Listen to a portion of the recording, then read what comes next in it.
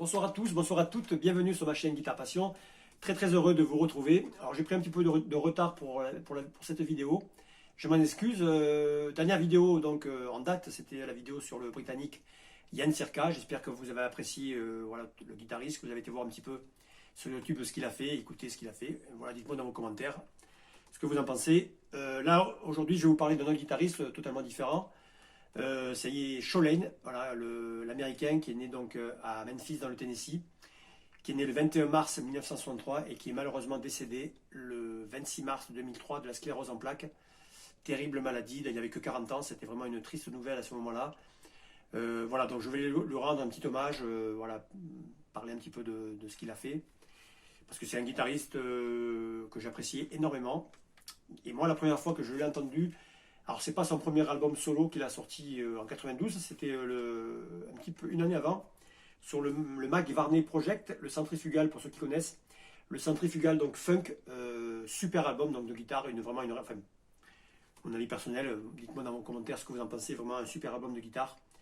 Alors on y retrouve les 4 guitaristes, on y retrouve aussi Steve Tavaglione, le saxophoniste, il y a pas mal de saxos, donc des morceaux assez calmes, mais ce duel de guitare entre ces 4 guitaristes est vraiment énorme.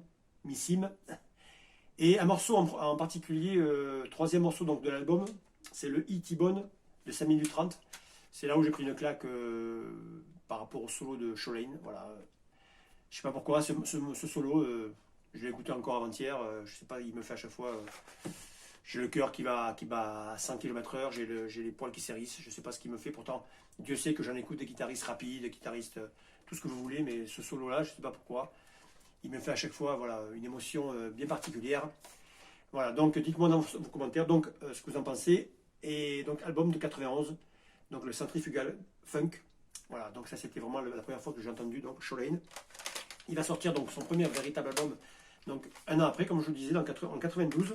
C'est le Power of Ten, sorti sur le Warner Bros Record.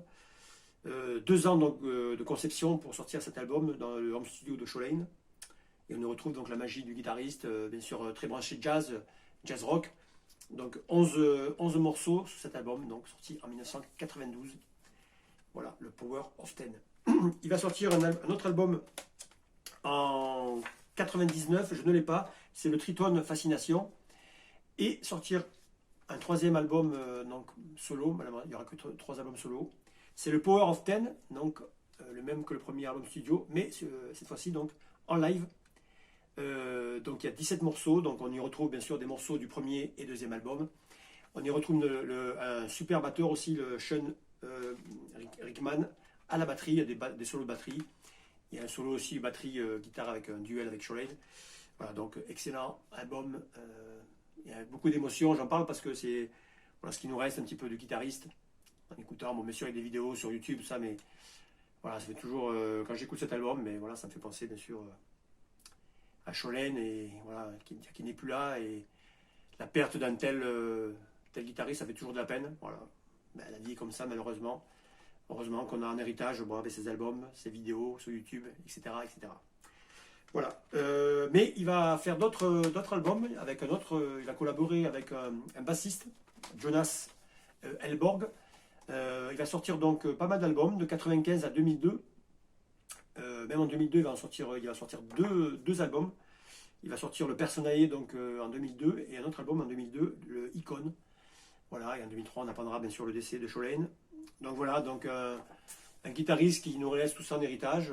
Voilà, c'est vrai que ça fait, comme je disais à l'instant, c'est triste de partir aussi jeune, mais sur 40 ans, il aurait pu encore nous faire tellement de choses. Mais la vie est faite comme ça, donc voilà. Il ne reste plus qu'à écouter ses albums, aller voir sur YouTube un petit peu ce qu'il a fait. Voilà, dis-moi dans vos commentaires ce que vous en pensez, si vous connaissez Sholane.